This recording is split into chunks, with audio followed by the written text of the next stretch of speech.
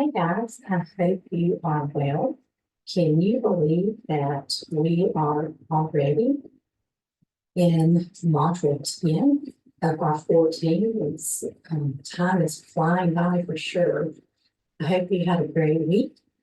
This week, our topic is the PSYOP component of interaction. So that's what we're going to be talking about today. And so this is a very important week. Interaction is such a critical component for our English learners. It's pretty much a make it or break it piece of that instructional delivery for our students. And so as you can see here, these lesson objectives are pretty much what you're used to seeing for each of the modules. So I just wanted to revisit that and show you the importance of the content and the language objectives to you guys as well. You can use these in your classroom, and we're going to use those in here as well. And so here is an idea of our checklist for Module 10. We're going to read that Chapter 6. We're going to look at some cooperative learning ideas, and this comes from the Kagan web article. We're going to look at the 56 cooperative learning structures, which is also a Kagan document as well. As you can see, this component is pretty much heavy in the Kagan. Also, there are some interactive activity PDFs that you're going to be looking at. Additionally, there are some videos, and we'll look at your assignment for this week, which is a discussion board. And so in Chapter 6 of that wonderful book that we have, we looked at some of the cooperative learning structures that accompany the interaction component of PSYOP. And so what you see here when you have the opportunity to download and look at this PowerPoint are some links that take you to some very helpful and beneficial resources for you that you can use within your classroom.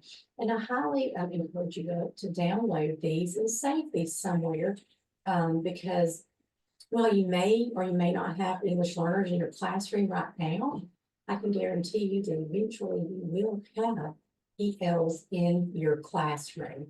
And so all of these are wonderful resources for you to use within your classroom and as part of your planning process for your students in your classroom.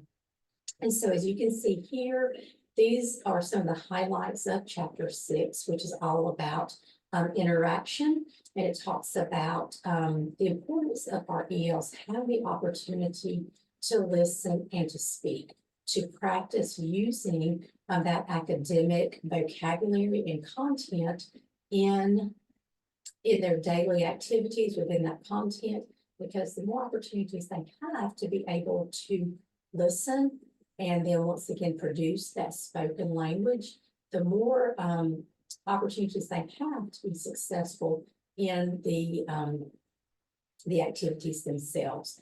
And so one thing I always talked about when I worked with the teachers and the administrators in my districts is that it's not just the ESOL teachers who need to know the importance of these tools and these strategies that come along with PSYOP, but it's all teachers. Because at the end of the day, it's not just our ESOL teachers who are teaching these students. In essence, it is every teacher in that building who will eventually have an EL sitting in that classroom. And so on this slide, you're going to see some teaching ideas that can be used within the classroom as well. And so what I did here was kind of took that cooperative learning structure for ELs and put a little table for you to make it easy for you to be able to refer to, perhaps to be able to print out and use in your plan book when you're planning for instruction. And so there's some great strategies here, along with some descriptions that go along with those strategies for you to be able to implement within your classroom for your students.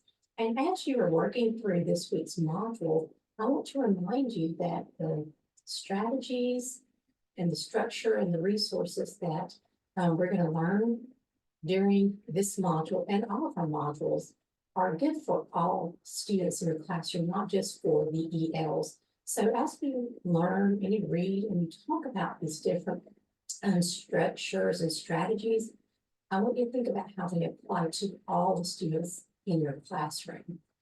Okay, and so here are some more great ideas that you can use within your classroom. One of my favorites is talking chips. I use that, I used to have talkative students, ones who talked all the time, who wouldn't let anyone else have the opportunity to talk. And so it was really beneficial because once those students were done with their 2 chips, then they were done talking for the day. So it caused those students to be able to pause and reflect on when they wanted to provide their input. So I challenge you to take the opportunity to read about these and maybe practice one during your next time you have in working with your students. Additionally, here are some interactive strategies from that go-to strategies link that's provided in this week's material. Some of these may look familiar to you, and some of them may be new topics for you. So if you see something here that intrigues you, then I challenge you to go look it up and see how you can apply it to your classroom.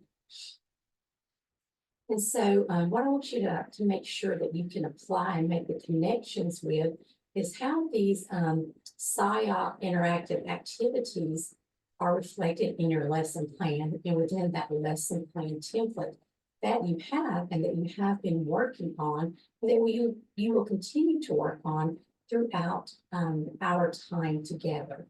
You've already submitted the first part of your lesson plan. You've got 2 more times you will be submitting that. And so this picture here just kind of shows that link for you of where you see these interactive pieces within that lesson plan and where you can integrate and implement those within your lesson plan. And so I'm not going to watch these. I'm not going to play these for you, but I want you to take the opportunity to watch these brief 3 videos here. They'll give you some good ideas, and maybe they will solidify something you have already been doing or remind you of something that you knew about and just haven't used in a while.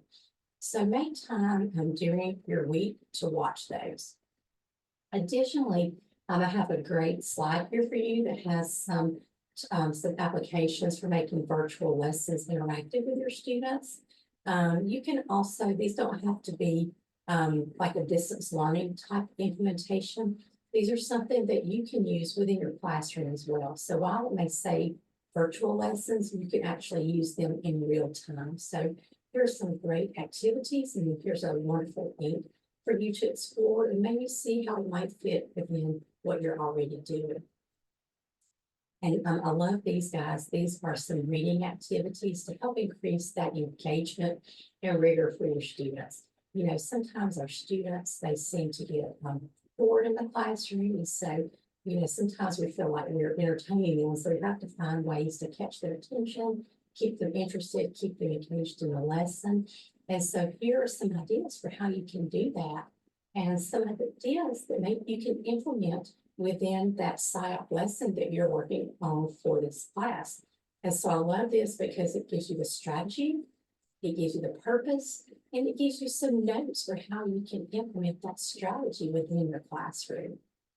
So once again, I'm going to challenge you to try to find something that maybe you haven't used before or you haven't used in a while, and use that with your students and see what kind of response that you get for them.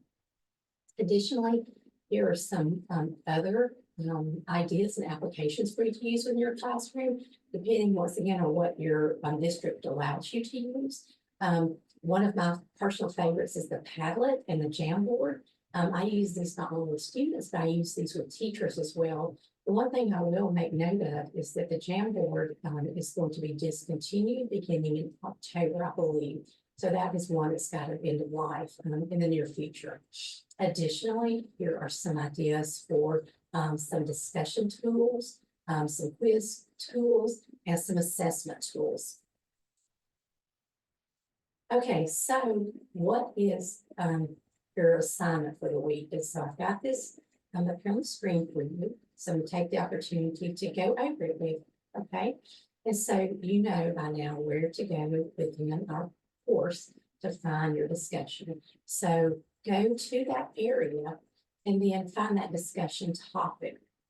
And so what I want you to do is I want you to think about either that first lesson plan you've already submitted to me for feedback, or maybe it's something that you're planning to do in your classroom, and use that lesson plan as the basis for this assignment, okay? You're going to design an interactive activity that's going to align with those objectives. So go back, guys, to those slides that I showed you at the beginning of this presentation and find an interactive activity that might work with your students. And then you're going to write down some ideas on the grouping, configuration, and composition for this activity. So do you want students who are like proficiency levels? Do you want students who are mixed proficiency levels? That's up for you to decide. And then you're going to identify the kinds of phrases or sentences that students are going to need in order to be successful in those interactions. So it could be you have sentence stems or sentence frames for those students to be able to use as a scaffold. And so number 4 talks about once you have those ideas, and based on the academic language that you have to teach for your content area, think of some of those language scaffolds that you could have in place to help those English learners, like I talked about. Is it that word block? Is it the maps, the thinking maps that may be in your room? What is it? And so additionally, when you're working on this assignment, you got 2 links right here that have some great ideas for you to be able to reference when you're preparing this part of your assignment. So guys, that pretty much wraps up interaction.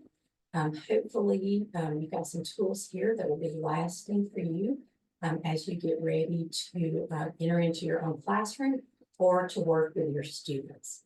Please feel free to reach out to me if you have any questions.